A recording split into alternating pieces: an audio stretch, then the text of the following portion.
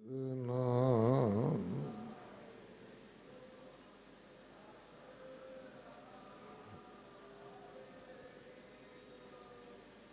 ਸਤਿਗੁਰ ਕੀ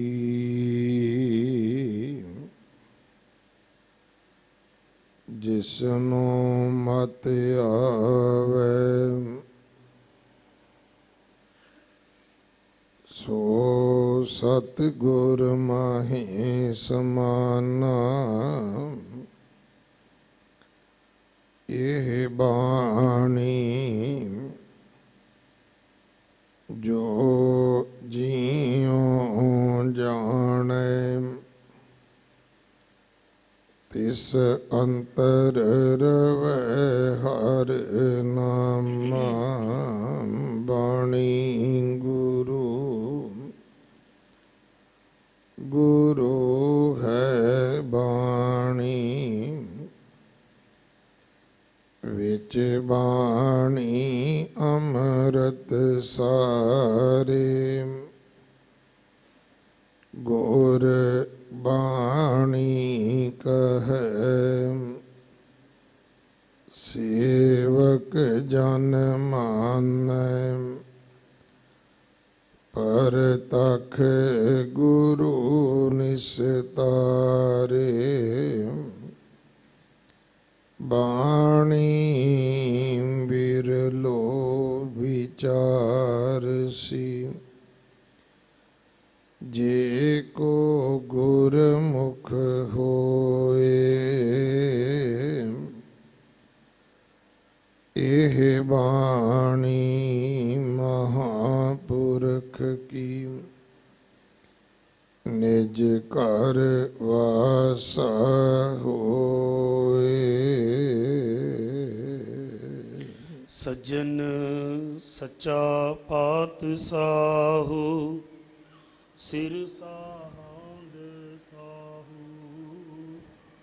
ਜਿਸ ਪਾਸ ਬੈਠਿਆ ਸੋਹੀਐ ਸਭਨਾਂ ਦਾ ਵਿਸਾਹੋ।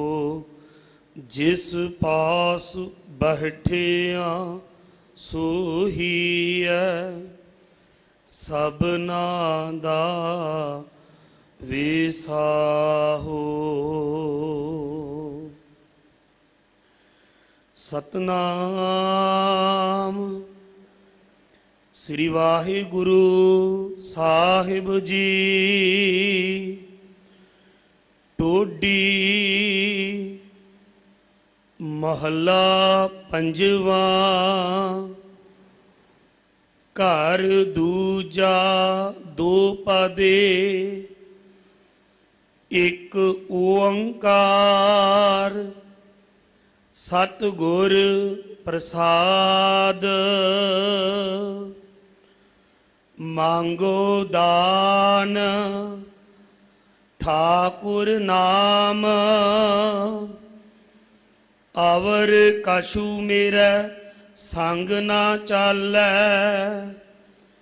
ਮਿਲੈ ਕਿਰਪਾ ਗੁਣ ਗਾਮ। ਮੰਗੋ ਦਾਨ ਠਾਕੁਰ ਨਾਮ। ਅਵਰ ਕਛੂ ਮੇਰਾ ਸੰਗ ਨਾ ਚਾਲੈ। ਮਿਲੈ ਕਿਰਪਾ ਗੁਣ ਗਾਮ। ਰਹਾਉ ਰਾਜ ਮਾਲ ਅਨੇਕ ਭੋਗ ਰਸ। ਸਗਲ ਤਰਵਰ ਕੀ ਛਾਮ। ਧਾਏ ਧਾਏ ਬਹੁ ਬਿਦ ਕੋ ਧਾਵੈ।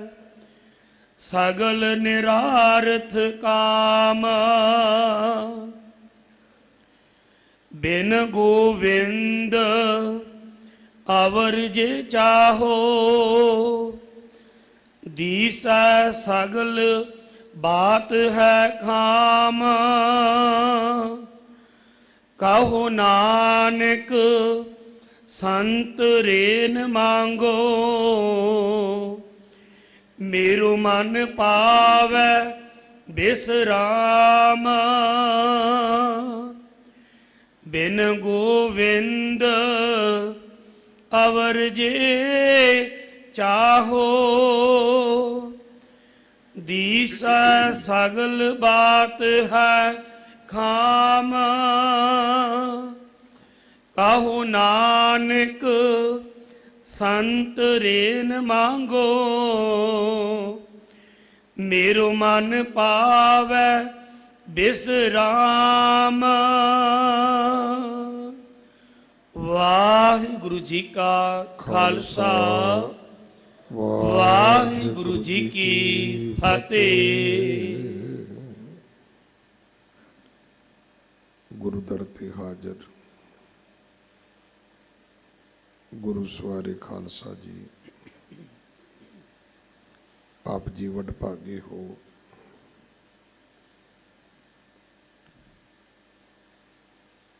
जो चौथे पातशाह सोढ़ी सुल्तान सतगुरु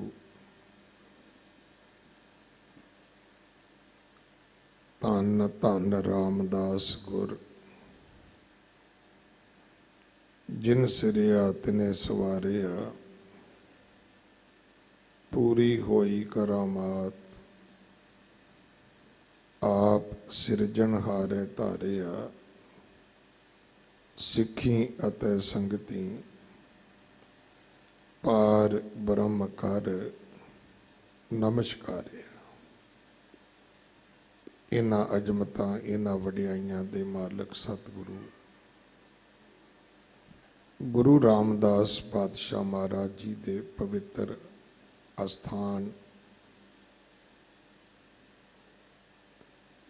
श्री हरमंदर साहिब दरबार साहिब जी की यात्रा करदियां सतगुरां दे बख्शे हुए इस पवित्र सरोवर दे इशनान करदियां अपने लोक परलोक दे सुख दाते सतगुरु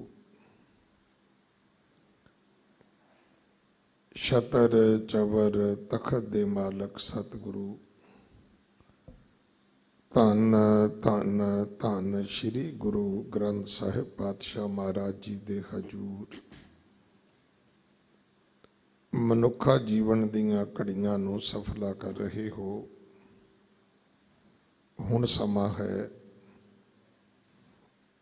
गुरु दरबार दे नियम अनुसार दीवान आस्थान मंजी साहब दे इस दरबार विच जो सानू अज पोथी परमेश्वर का थान विचों आवाज़ा मिलिया है, जो सतगुरु जी ने अज सानू श्री मुख वाक बख्शिश किया है, उसकी विचार दा पावन शब्द का जो मूल पाठ है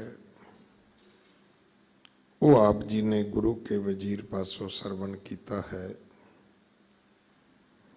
राग है टोडी महला पंजवा। बाणी दे उचारण करता सतगुरु पंजवें पातशाह गुरु अर्जन देव महाराज हैं।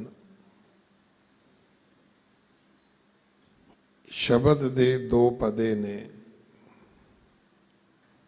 और इस शब्द का गायन घर दूजे विच करन दी सतगुरु जी ने सानू अगवानी बख्शी है।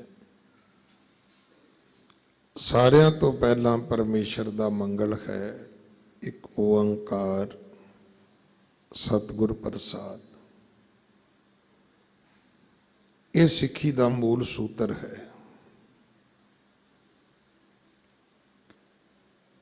मैं हमेशा बेनती करदा कि कई बारी सानू इदां लगदा है कि कुछ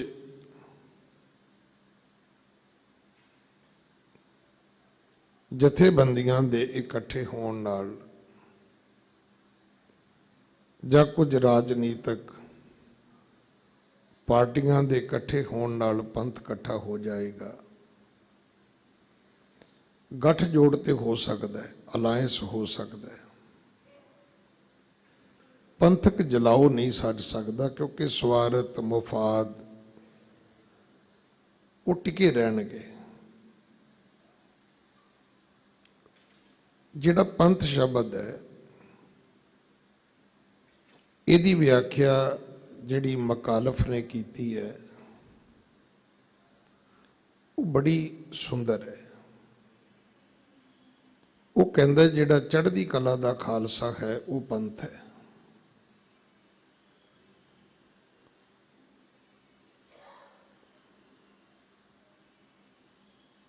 ਹੁਣ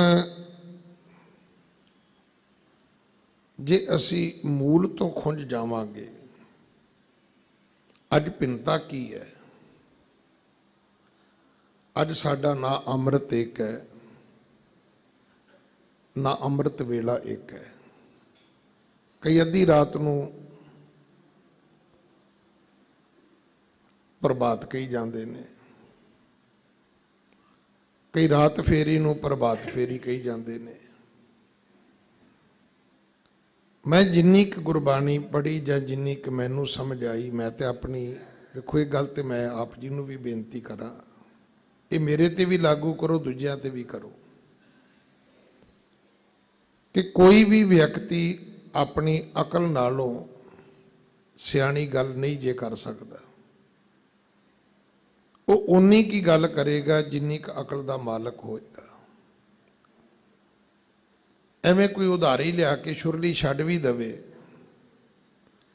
ਤੇ ਉਹਦਾ ਨਾ ਮੂੰਹ ਹੋਏਗਾ, ਨਾ ਸਿਰ ਹੋਏਗਾ, ਨਾ ਪੈਰ ਹੋਣਗੇ। ਉਹ ਅਧੂਰਾ ਤੇ ਉਧਾਰਾ ਗਿਆਨ ਉਹਦੇ ਲਈ ਵੀ ਖਤਰਨਾਕ ਹੈ, ਸਾਡੇ ਲਈ ਤਾਂ ਬਿਲਕੁਲ ਹੀ ਖਤਰਨਾਕ ਹੈ।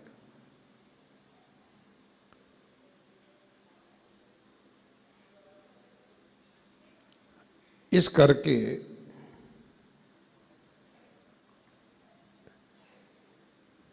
ਇਹ ਗੱਲ ਸਾਨੂੰ ਜੀਵਨ ਵਿੱਚ ਬਹੁਤ ਛੇਤੀ ਸਮਝ ਲੈਣੀ ਚਾਹੀਦੀ ਹੈ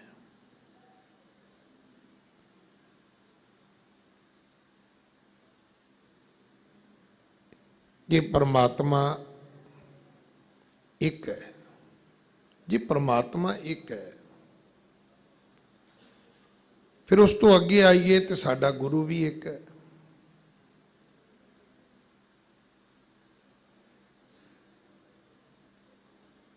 ਜੋਤ ਓਹਾ ਜੁਗਤ ਸਾਏ ਸ਼ੈ ਕਾਇਆ ਫਿਰ ਪਲਟੀਐ।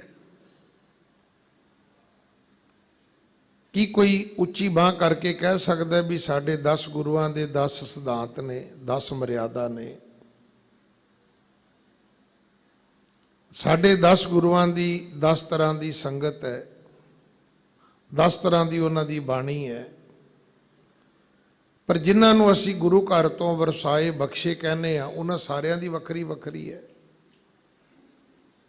ਉਹਦਾ ਅਰਥ ਇਹ ਹੈ ਕਿ ਉਹ ਉਸ ਪੱਧਤੀ ਤੇ ਪਹੁੰਚੇ ਹੀ ਨਹੀਂ। ਉਹ ਤੇ ਆਪ ਆਪਣੀ ਬੁੱਧ ਹੈ ਜੇਤੀ, ਵਰਨਤ ਭਿੰਨ ਭਿੰਨ ਤੋਹਿ ਤੇਤੀ। ਉਹ ਤੇ ਫਿਰ ਉਹੀ ਇੱਕ ਸਵਾਲ ਸੀ ਕਿ ਗੁਰੂ ਸਾਹਿਬ,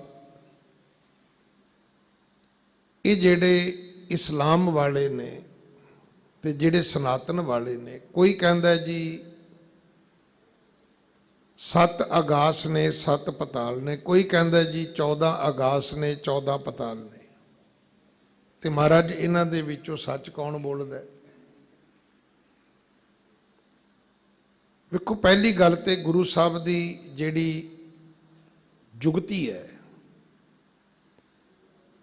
ਹਰ ਸਿੱਖ ਪ੍ਰਚਾਰਕ ਨੂੰ ਉਹ ਸਿੱਖਣ ਦੀ ਲੋੜ ਹੈ।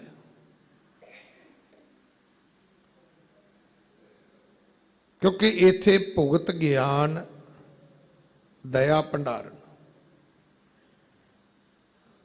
ਇੱਥੇ ਜਿਹੜਾ ਭੋਜਨ ਹੈ ਉਹ ਗਿਆਨ ਦਾ ਹੈ। ਇੱਥੇ ਗਿਆਨ ਵੰਡਿਆ ਜਾਂਦਾ ਹੈ, ਤੇ ਜਿਹੜੀ ਭੰਡਾਰਨ ਹੈ, ਵਰਤਾਵੀ ਹੈ, ਉਹ ਦਇਆ ਹੈ। ਕਈ ਵਾਰੀ ਤੇ ਸਾਡੇ ਬੰਦੇ ਡੰਡਾ ਲੈ ਕੇ ਵੀ ਕਥਾ ਕਰਦੇ ਨੇ, ਜਾਂ ਤੁਸੀਂ ਕਈਆਂ ਨੂੰ ਸੁਣਿਆ ਵੀ ਹੋਏਗਾ। ਉਹ ਇਵੇਂ ਲੱਗਦਾ ਵੀ ਜੇ ਭਾਈ ਸਾਹਿਬ ਉੱਠ ਪਏ ਤੇ ਹੁਣ 2 ਚੌਂ ਦਾ ਸਿਰ ਤਾਂ ਪਾੜ ਹੀ ਦੇਣਗੇ। ਵੀ ਚੰਗਾ ਵੀ ਇਹਨਾਂ ਦੇ ਫਤਿਹ ਬੁਲਾਉਣ ਤੋਂ ਪਹਿਲਾਂ ਹੀ ਚਲੇ ਜਾਈਏ ਘਰ ਤੇ ਠੀਕ ਹੈ। ਮਤਲਬ ਕਥਾ ਕਰਦਿਆਂ ਕਰਦੇ ਅਸੀਂ ਉਬਲਣ ਵਾਸਤੇ ਤਿਆਰ ਹੋ ਜਾਂਦੇ ਆ।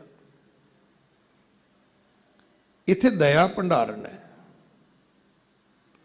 ਇਸੇ ਕਰਕੇ ਜਦੋਂ ਇਸ ਦੀ ਵਾਰੀ ਆਈ ਤੇ ਉਦੋਂ ਸ਼ਬਦ ਹੀ ਆਏ ਨੇ ਕਿ ਝਿਮ ਝਿਮ ਵਰਸੈ ਅੰਮ੍ਰਿਤ ਧਾਰਾ, ਮਨ ਪੀਵੈ ਸੁਣ ਸ਼ਬਦ ਵਿਚਾਰਾ। ਜੇ ਰੱਬ ਇੱਕ ਹੈ, ਜੇ ਗੁਰੂ ਇੱਕ ਹੈ, ਤੇ ਫਿਰ ਅੰਮ੍ਰਿਤ ਇੰਨੇ ਕਿਵੇਂ ਹੋ ਗਏ? ਅੰਮ੍ਰਿਤ ਵੇਲੇ ਇੰਨੇ ਕਿਵੇਂ ਹੋ ਗਏ? ਜੇ ਬਾਣੀ ਇੱਕ ਸੀ ਤੇ ਭਿੰਨਤਾ ਕਿਵੇਂ ਆ ਗਈ ਭਾਈ? ਤੁਸੀਂ ਖੁਦ ਮੇਰੇ ਨਾਲ ਸਹਿਮਤ ਹੋਵੋਗੇ, ਇਸ ਘਰ ਵਿੱਚ ਰੱਬ ਇੱਕ ਹੈ, ਗੁਰੂ ਇੱਕ ਹੈ, ਬਾਣੀ ਇੱਕ ਹੈ, ਅੰਮ੍ਰਿਤ ਇੱਕ ਹੈ, ਸੰਗਤ ਇੱਕ ਹੈ। ਸਾਡੇ 'ਚ 2 4 5 7 ਕਿਸਮ ਦੀ ਸੰਗਤ ਨਹੀਂ ਹੈ। ਇੱਥੇ ਪੰਗਤ ਵੀ ਇੱਕ ਹੈ। ਇੱਥੇ ਇੱਕਾ ਬਾਣੀ, ਇੱਕ ਗੁਰ, ਇੱਕੋ ਸ਼ਬਦ ਵਿਚਾਰ ਦਾ ਸਿਧਾਂਤ ਹੈ। ਫਿਰ ਸਾਰਾ ਕੁਝ ਵੱਖਰਾ ਵੱਖਰਾ ਕਿਵੇਂ ਹੋ ਗਿਆ? ਇੰਨੀ ਵੱਡੀ ਗੱਲ ਭਾਈ ਨੰਦ ਲਾਲ ਸਾਹਿਬ ਨੇ ਸਾਨੂੰ ਦ੍ਰਿੜ ਕਰਾ ਦਿੱਤੀ ਕਿ ਨਿਸ਼ਾਨ ਇਹ ਸਿੱਖੀ 5 ਈ ਹਰਫ ਕਾਫ। ਸਿੱਖੀ ਦੀਆਂ ਨਿਸ਼ਾਨੀਆਂ 5 ਹੀ ਨੇ। ਉਹਨਾਂ ਵਿੱਚ ਕੇਸ ਹੈ, ਕੰਘਾ ਹੈ, ਕੜਾ ਹੈ, ਕਿਰਪਾਨ ਹੈ, ਕਸ਼ਹਿਰਾ ਹੈ। ਇਸ ਤੋਂ ਅੱਗੇ ਨਹੀਂ ਹੈ। ਹਾਂ, ਇਸ ਤੋਂ ਅੱਗੇ ਅਗਲੀ ਗੱਲ ਜ਼ਰੂਰ ਹੈ ਕਿ ਹਰਗਿਜ਼ ਨਾ ਬਾਸ਼ਦ ਈ 5 ਮੁਆਫ। ਮਾਫੀ ਕਿਸੇ ਨੂੰ ਨਹੀਂ ਹੈ। ਕੋਈ ਕਵੇ ਜੀ ਮੈਂ ਪੜ੍ਹਿਆ ਲਿਖਿਆ, ਮੈਨੂੰ ਮਾਫ ਕਰ ਦਿਓ, ਕੋਈ ਇੱਕ ਅੱਧੀ ਚੀਜ਼ ਮੈਨੂੰ ਛੱਡ ਦਿਓ, ਤੁਸੀਂ ਮੈਂ ਜੀ ਹੁਣ ਬਾਹਰ ਰਹਿਣਾ, ਮੈਨੂੰ ਛੱਡ ਦਿਓ, ਮੈਂ ਜੀ ਹੁਣ ਉੱਚੀ ਪਦਵੀ ਤੇ ਚੱਲਿਆ ਤੇ ਮੈਨੂੰ ਛੱਡ ਦਿਓ। ਸਾਡੇ ਸਾਹਮਣੇ ਹੈ। ਵਿਦੇਸ਼ਾਂ ਦੇ ਵਿੱਚ ਅੰਮ੍ਰਿਤਧਾਰੀ ਸਿੰਘ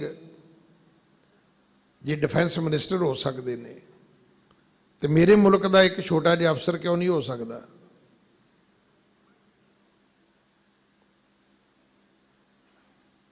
ਭਾਈ ਹਰਭਜਨ ਸਿੰਘ ਜੋਗੀ ਨੇ ਇੱਕ ਸਭ ਤੋਂ ਵਧੀਆ ਕੰਮ ਕੀਤਾ। ਉਹਨੇ ਕਿਹਾ ਗੋਰਿਆਂ ਨੂੰ ਵੀ ਦਾੜੀ ਨਹੀਂ ਬੰਨਣੀ। ਹਾਲਾਂਕਿ ਮੈਂ ਦਾੜੀ ਬੰਨਣ ਦੇ ਵਿਰੋਧ ਨਹੀਂ ਹੈ। ਜਿਹੜੀ ਮੇਰੇ ਗੁਰੂ ਦੀ ਸ਼ਰਤ ਹੈ ਉਹ ਸਿਰਫ ਕੇਸ ਹੈ। ਅਗਰ ਤੁਹਾਡੀ ਕੋਈ ਮਜਬੂਰੀ ਹੈ ਤੁਸੀਂ ਕੇਸ ਬੰਨ ਸਕਦੇ ਹੋ, ਪਰ ਉਹਨੇ ਕਿਹਾ ਨਹੀਂ ਬੰਨਣੇ। ਔਰ ਅੱਜ ਤੁਸੀਂ ਵੇਖੋਗੇ ਅਗਰ ਜਿਹੜੀ ਅਕਾਲ ਸਿਕਿਉਰਿਟੀ ਹੈ ਉਹ ਵਾਈਟ ਹਾਊਸ ਵਿੱਚ ਹੋਵੇ, ਉਹ ਪੈਂਟਾਗਨ ਵਿੱਚ ਹੋਵੇ, ਉਹ ਕਿਸੇ ਏਅਰਪੋਰਟ ਤੇ ਹੋਵੇ, ਤੁਹਾਨੂੰ ਕਦੇ ਕੋਈ ਗੋਰਾ ਸਿੱਖ ਦਾੜੀ ਬੱਧੀ ਨਹੀਂ ਮਿਲੇਗਾ। ਇਹਦਾ ਅਰਥ ਸਿਰਫ ਮੇਰਾ ਇਹ ਬੇਨਤੀ ਕਰਨ ਦਾ ਇੰਨਾ ਹੀ ਭਾਵ ਹੈ ਕਿ ਤੁਹਾਡੀ ਦਾੜੀ ਤੁਹਾਡੀ ਪ੍ਰਮੋਸ਼ਨ ਵਿੱਚ ਕਿਤੇ ਵੀ ਆੜੇ ਨਹੀਂ ਆਉਂਦੀ। ਤੁਹਾਡੀ ਦਸਤਾਰ, ਤੁਹਾਡੇ ਕੇਸ, ਇਹ ਚੀਜ਼ਾਂ ਤੁਹਾਡੇ ਜੀਵਨ ਦੀ ਤਰੱਕੀ ਦੇ ਵਿੱਚ ਕਿਤੇ ਵੀ ਰੁਕਾਵਟ ਨਹੀਂ ਹੈਗੀਆਂ। ਆ ਜਿਹੜਾ ਤੁਸੀਂ ਬੈਂਕ ਦਾ ਕਾਰਡ ਲੈਣੇ ਹੋ ਉਹਦੇ ਤੇ ਲਿਖਿਆ ਹੁੰਦਾ ਨਾ ਵੀਜ਼ਾ ਕਾਰਡ ਜਾਂ ਮਾਸਟਰ ਕਾਰਡ ਹੈ। ਮਾਸਟਰ ਕਾਰਡ ਦਾ ਬਾਨੀ ਜਿਹੜਾ ਉਹ ਲੜਕਾ ਸਰਦਾਰ ਹੈ। ਉਹਦੀ ਦਸਤਾਰ ਵੀ ਹੈ, ਉਹਦੀ ਦਾੜੀ ਵੀ ਹੈ, ਉਹਦੀਆਂ ਮੁੱਛਾਂ ਵੀ ਨੇ, ਉਹਦੇ ਕੇਸ ਵੀ ਨੇ। ਔਰ ਦੁਨੀਆ ਨੂੰ ਉਹਨੇ ਦਿੱਤਾ ਮਾਸਟਰ ਕਾਰਡ ਕੀ ਹੁੰਦਾ ਹੈ। ਸਵਾਲ ਹੀ ਨਹੀਂ ਕਿ ਬੈਂਕ ਕਿਹੜਾ ਹੈ, ਪਰ ਮਾਸਟਰ ਕਾਰਡ ਉਹਦਾ ਹੈ। ਸਾਨੂੰ ਇਦਾਂ ਲੱਗਦਾ ਵੀ ਸ਼ਾਇਦ ਸਾਡਾ ਬੱਚਾ ਸਕੂਲ ਹੀ ਨਹੀਂ ਜਾ ਸਕਦਾ, ਸਾਡਾ ਬੱਚਾ ਤਾਂ ਨੌਕਰੀ ਲਈ ਅਪਲਾਈ ਨਹੀਂ ਕਰ ਸਕਦਾ। ਸਿੱਖੀ ਦੀਆਂ ਨਿਸ਼ਾਨੀਆਂ 5 ਹੀ ਸੀ, ਪਰ ਇੰਨੇ ਭੇਖ ਆ ਗਏ, ਇੰਨੇ ਭੇਖ ਆ ਗਏ। ਸਿਰਫ ਆਪਣਾ ਵਖਰੇਵਾਂ ਦੱਸਣ ਵਾਸਤੇ ਅਸੀਂ ਕਿੱਥੋਂ ਤੱਕ ਚਲੇ ਗਏ। ਇਸ ਕਰਕੇ ਮੇਰੀ 2 ਹੱਥ ਜੋੜ ਕੇ ਬੇਨਤੀ ਹੈ, ਕਿਤੇ ਨਾ ਕਿਤੇ ਜਾ ਕੇ ਅਸੀਂ ਮੂਲੋਂ ਖੁੰਝ ਗਏ। ਮੈਂ ਫਿਰ ਬੇਨਤੀ ਕਰਾਂ ਵਾਪਸ ਆ ਜਾਓ। ਐਲਾਨੀਆਂ ਇੱਕ ਗੱਲ ਕਿਹਾ ਕਰੋ ਕਿ ਏਕੋ ਹੈ ਭਾਈ, ਏਕੋ ਹੈ ਸਾਹਿਬ ਮੇਰਾ, ਏਕੋ ਹੈ। ਸਾਡਾ ਰੱਬ ਵੀ ਇੱਕ ਹੈ, ਸਾਡਾ ਗੁਰੂ ਵੀ ਇੱਕ ਹੈ। ਜੇ ਸਾਡਾ ਗੁਰੂ ਇੱਕ ਨਾ ਹੁੰਦਾ ਤੇ ਗੁਰੂ ਗ੍ਰੰਥ ਸਾਹਿਬ ਨੇ 10 ਗੁਰੂ ਸਾਹਿਬਾਨਾਂ ਦੀ ਆਤਮਿਕ ਜੋਤ ਨਹੀਂ ਸੀ ਹੋਣਾ। ਨਹੀਂ ਸੀ ਕਹਿਣਾ ਜਨਮ ਸਾਖੀ ਦੇ ਕਰਤੇ ਨੇ ਕਿ ਬਾਬਾ ਮੜੀ ਨਾ ਗੋਰ ਗੁਰ ਅੰਗਦ ਕਹੀਏ ਮਾਹੇ। ਇਹ ਪੰਕਤੀਆਂ ਆਉਣੀਆਂ ਹੀ ਨਹੀਂ ਸੀ ਕਿ ਗੁਰੂ ਨਾਨਕ ਅੰਗਦ ਕਰ ਜਾਣਾ, ਅੰਗਦ ਅਮਰਦਾਸ ਪਹਿਚਾਨਾ, ਅਮਰਦਾਸ ਰਾਮਦਾਸ ਕਹਾਇਓ। ਉਹੀ ਗੁਰੂ ਹੈ। ਸਿੱਧਾਂ ਨੂੰ, ਜੋਗੀਆਂ ਨੂੰ ਖਡੂਰ ਸਾਹਿਬ ਆਉਣਾ ਪਿਆ ਸੀ ਇਹ ਵੇਖਣ ਵਾਸਤੇ ਕਿ ਜਿਹੜਾ ਸ਼੍ਰੀ ਨਾਨਕ ਸਾਡੇ ਅੱਗੇ ਨਹੀਂ ਝੁਕਿਆ ਉਹ ਕੌਣ ਹੈ, ਜਿਹਦੀ ਉਸਨੇ ਪ੍ਰਕਰਮਾ ਕੀਤੀ ਤੇ ਜਿਸ ਨੂੰ ਉਸਨੇ ਮੱਥਾ ਟੇਕਿਆ, ਉਹ ਕੌਣ ਹੈ। ਆ ਕੇ ਉਹਨਾਂ ਨੇ ਵੇਖਿਆ ਵੀ ਉਹ ਗੁਰੂ ਅੰਗਦ ਸਾਹਿਬ ਹੈ। ਫਿਰ ਉਹਨਾਂ ਨੂੰ ਮੰਨਣਾ ਪਿਆ ਕਿ ਇਹਦੇ ਤੇ ਉਹਦੇ ਵਿੱਚ ਕੋਈ ਫਰਕ ਨਹੀਂ ਹੈ।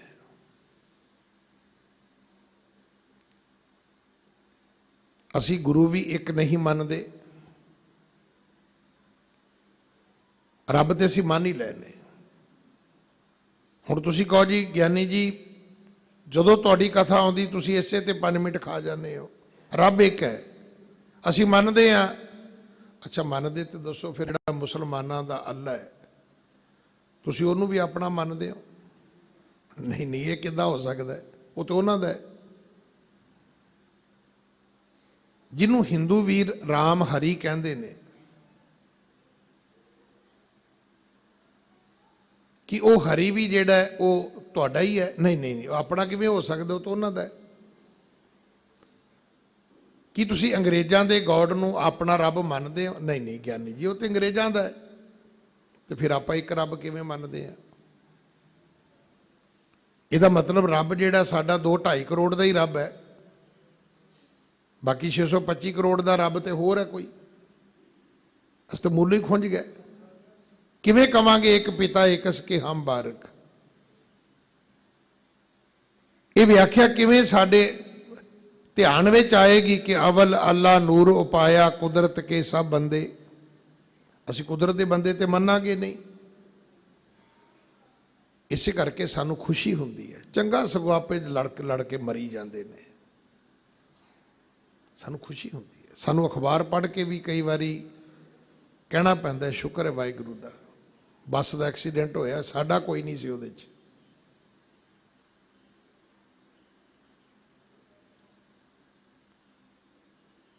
ਕਿਹਦੇ ਸੀ ਉਹ ਤੁਹਾਡੇ ਰੱਬ ਦੇ ਬੱਚੇ ਨਹੀਂ ਸੀ, ਉਹ ਕਿਸੇ ਹੋਰ ਰੱਬ ਦੇ ਬੱਚੇ ਸੀ। ਇਹ ਯਾਦ ਰੱਖਣਾ, ਡूबेगी किश्ती तो डूबेंगे सारे, ना हम ही बचेंगे ना साथी हमारे। अगर वर्ल्ड वार लगेगी तो तुसी सेफ रह जाओगे। कोरोना चाइना में आया, साढ़े तक आया कि नहीं आया? चाइना वाले तो रब नूं मनदे ही नहीं सी, फिर रब नूं मनण वाले तक किवें चला गया हो?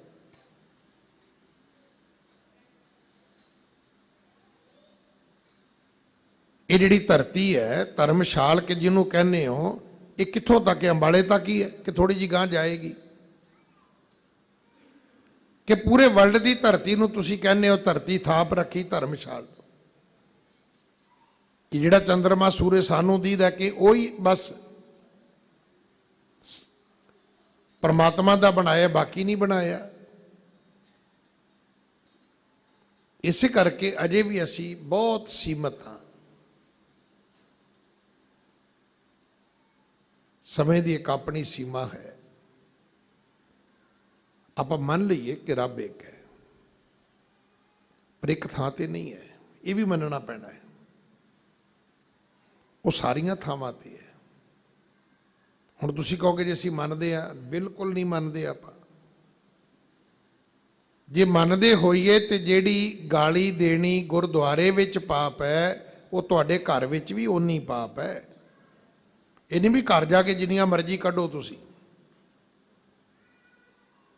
ਜਿਹੜੀ ਸ਼ਰਾਬ ਪੀ ਕੇ ਆਉਣੀ ਗੁਰਦੁਆਰੇ ਵਿੱਚ ਪਾਪ ਹੈ, ਘਰ ਵਿੱਚ ਰੱਖਣੀ ਤੇ ਪੀਣੀ ਓਨੀ ਪਾਪ ਹੈ। ਜੇ ਨੰਗੇ ਸਿਰ ਗੁਰਦੁਆਰੇ ਵਿੱਚ ਆਉਣਾ ਤੁਰਨਾ ਫਿਰਨਾ ਪਾਪ ਹੈ ਤੇ ਬਾਹਰ ਕਿਸੇ ਕੋਲ ਨੰਗੇ ਸਿਰ ਦਾ ਪਰਮਿਟ ਨਹੀਂ ਹੈ। ਇਹ ਕੇਸਾਂ ਦਾ ਅਦਬ ਸਨਮਾਨ ਓਨਾ ਹੀ ਤੁਹਾਨੂੰ ਉੱਥੇ ਰੱਖਣਾ ਪੈਣਾ ਹੈ, ਕਿਉਂਕਿ ਗੁਰੂ ਨੇ ਤੁਹਾਨੂੰ ਪੜ੍ਹਾਇਆ ਕੀ ਹੈ? ਗੁਰੂ ਨੇ ਪੜ੍ਹਾਇਆ ਵੀ ਗੁਰ ਮੇਰੇ ਸੰਗ ਸਦਾ ਹੈ ਨਾਲੇ। ਆਪਾਂ ਰੱਬ ਨੂੰ ਇੱਕ ਥਾਂ ਤੇ ਹੀ ਮੰਨਦੇ ਆ, ਰੱਬ ਨੂੰ ਇੱਕ ਨਹੀਂ ਮੰਨਦੇ, ਕਿਉਂਕਿ ਉਹ ਹਿੰਦੂਆਂ ਦਾ ਹੋਰ ਹੈ, ਮੁਸਲਮਾਨਾਂ ਦਾ, ਜੈਨੀਆਂ, ਬੋਧੀਆਂ ਦਾ, ਅੰਗਰੇਜ਼ਾਂ ਦਾ ਹੋਰ ਹੈ। ਜਿਹੜੀ ਗੱਲ ਮੰਨਣੀ ਸੀ ਕਿ ਰੱਬ ਇੱਕ ਥਾਂ ਤੇ ਨਹੀਂ ਹੈ, ਅਸੀਂ ਰੱਬ ਇੱਕ ਥਾਂ ਤੇ ਮੰਨਦੇ ਆ। ਅਸੀਂ ਤੇ ਕਹਿੰਦੇ ਸੇਵਾਦਾਰ ਨੂੰ ਗੁਰਦੁਆਰੇ ਦਾ ਬੂਹਾ ਬੰਦ ਕਰਦੇ, ਹੁਣ ਖਾਣ ਪੀਣ ਦਾ ਟਾਈਮ ਹੋ ਗਿਆ, ਕਿਤੇ ਉਹ ਨਾ ਵੇਖ ਕਿਤੇ ਬਾਹਰ ਨਿਕਲ ਕੇ ਆ ਕੇ ਕਿਤੇ ਘੰਟੀ ਖੜਕਾ ਦੇਵੇ ਵੀ ਅਮਕਾ ਸਿਆ ਕੀ ਹਾਲ ਹੈ ਤੇਰਾ। ਬਈ ਜਿਹੜਾ ਰੱਬ ਇੱਕ ਥਾਂ ਤੇ ਨਹੀਂ ਸੀ ਮੰਨਣਾ, ਉਹਨੂੰ ਇੱਕ ਥਾਂ ਤੇ ਮੰਨਦੇ ਆ। ਜਿਹੜੇ ਰੱਬ ਨੇ ਗੁਰੂ ਦੀ ਕਿਰਪਾ ਨਾਲ ਮਿਲਣਾ ਸੀ, ਉਸ ਗੁਰੂ ਦਾ ਸਾਡੀ ਜ਼ਿੰਦਗੀ 'ਚ ਜ਼ਿਕਰ ਹੀ ਕੋਈ ਨਹੀਂ ਹੈ।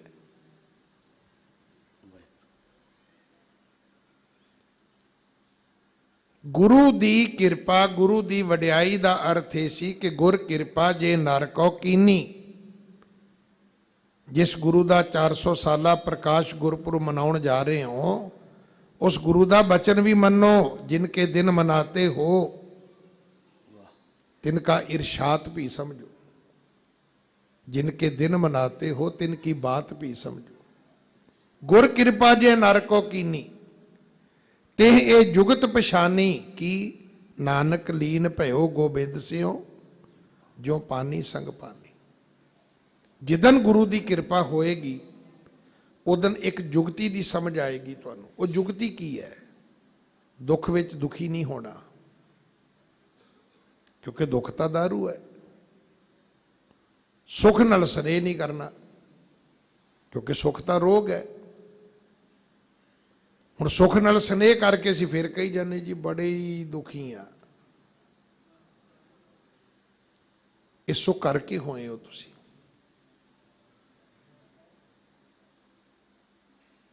तुहाडी अपनी हिस्टरी है। 1762 विच वड्डा घल्लूघारा वापरदा है। 3-4 दिन पहला UNO का प्रोग्राम सीगा, धरती ते सृष्टि ते पौण पानी ते उन्हां दा एक मैनू सवाल सीगा भी इहदे रस्ते विच कोई प्रॉब्लम भी आ सकती है। तो मैं उन्होंने उत्थे उदाहरण दी। मैं कहा जी प्रॉब्लम तो कोई है ही नहीं, इच्छा शक्ति होनी चाहिए है। फिर मैं उन्होंने दसिया भी 1762 विच सानू अद्धियां नू अबदाली ने मार दिता सी। अद्धी कौम वड्डे घल्लूघारे विच शहीद होंदी है। तो 1783 विच 21 साल बाद खालसे ने लाल किले ते केसरी निशान चलाता सी। हुण साडा ते सिर्फ पढ़ना ही है, राज करेगा खालसा। गुरुद्वारे विच पढ़ लिया, नगर कीर्तन विच पढ़ लिया, थोड़ा थोड़ा उच्चा उठ उठ के अड्डियां चुक चुक के पढ़ लिया। तुसी एक दस दो भी कोई प्लानिंग है राज करे करने वाली? कोई थ्योरी है किसी कोले? कोई प्रोग्रामिंग है भी वही राज करना है जी? कोई ढंग तरीका है साडे कोले वैसे राज करना है जी? तुहाडे बजुर्गां कोल हैगा सी। 21 साल बाद उन्होंने जाके राज स्थापित कर लिया। 30,000 बचे सी 1762 विच, ते 1783 दे विच वो 30,000 फौज लैके दिल्ली पहुंच गए सी। वो कित्थों आए? हर हिंदू अपने वड्डे बच्चे नूं सिख बनाउंदा सी। मैं कल किसी दी वीडियो सुन रहा सी, वो कहता मैंने अपने बच्चों को कसम दी है कि अगर आपके नज़दीक से सिख गुजर जाए तो उसकी पैर की मट्टी उठा के मत्थे को लगा लेना, हो सकता है थोड़ा सा कर्जा उतर जाए। अगर ये ना होते, इनके गुरु ना होते तो हमारियां बहु बेटियां भी ना होती, हमारा धर्म भी ना होता। कोई प्लानिंग है साडे कोले? उन्हां साडे पुरखियां विच इच्छा शक्ति सी कि 21 सालां बाद 30,000 फौज लैके दिल्ली आ गए और अज भी 30,000 ही जिहड़ा दिल्ली विच थां है वो तुहाडी हिस्टरी है। मठाई पुल तुहाडी हिस्टरी है। अज बड़ा खतरा हो गया, लाल किले ते केसरी निशान झुल गया, गरमा नूं खतरा हो गया है। जिथों जनेऊ उतारे गए वो गरमा बन गई, जिथों रोज 1.25 मन जनेऊ उतारन लई हिंदू मारे जाते हुक्म हुंदा सी, वो अज गरमा बन गई। तो जदों तुसीं अपनी बदकिस्मती नूं अपनी किस्मत समझ लोगे, भाग समझ लोगे, इज्जत स्वैमान समझ लोगे, फिर की होएगा? यही कुछ होएगा जो हो रहा है।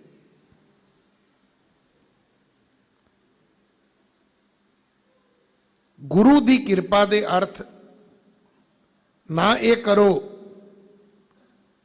एक तो शब्द असी जिहड़ा लै आंदा है ना, हुण मैनूं आप नहीं समझ आउंदी, क्योंकि मैं खुद भी कह दिंदा जी महापुरख ने।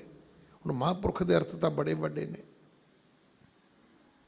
मेरा ख्याल तो बाबा शब्द भी आम व्यक्ति नहीं वरत सकता, क्योंकि भाई गुरदास ने सिख धर्म विच बाबा शब्द जिहड़ा है वो जाहर पीर जगत गुर बाबा गुरु नानक साहब नहीं वरते। कोई एडा वड्डा गुरु होवे तो उन्होंने बाबा कहा जा सकता है। और ये मोहर लगती है जदों 8वें गुरु जी कहते ने बाबा बसे ग्राम बकाले, उन्होंने भी गुरु नूं बाबा ही कहा है।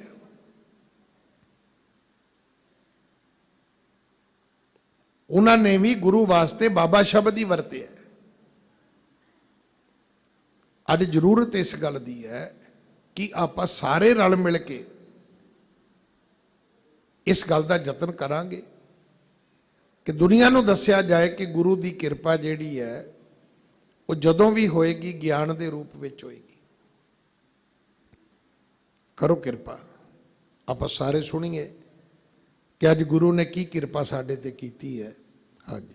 सतनाम श्री वाहिगुरु साहिब जी।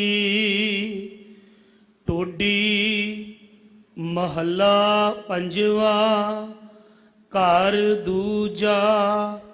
दो पदे एक ओंकार।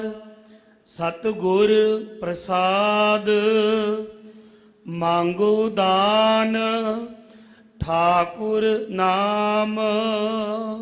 मैं दान मंगदा। हे ठाकुर, ठाकुर मुखीए नूं कहंदे ने, आगू नूं कहंदे ने, मालक नूं कहंदे ने। मैं मालक तेरा नाम मंगदा। एक गल तो असीं मन्नांगे सारे जने,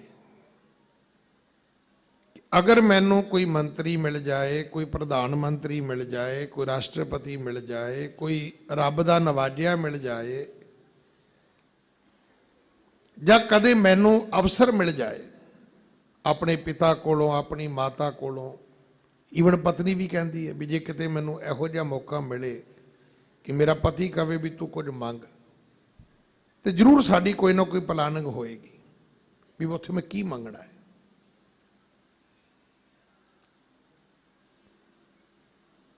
हुण साडी हालत यह है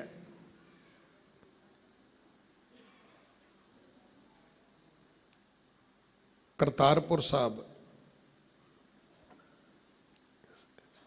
एक इस्त्री केसां दे नाल झाड़ू मारदी है। भाई लहणा जी ने उसनूं वेखिया भी कमाल है, केसां नाल झाड़ू मारिया जा रहा है।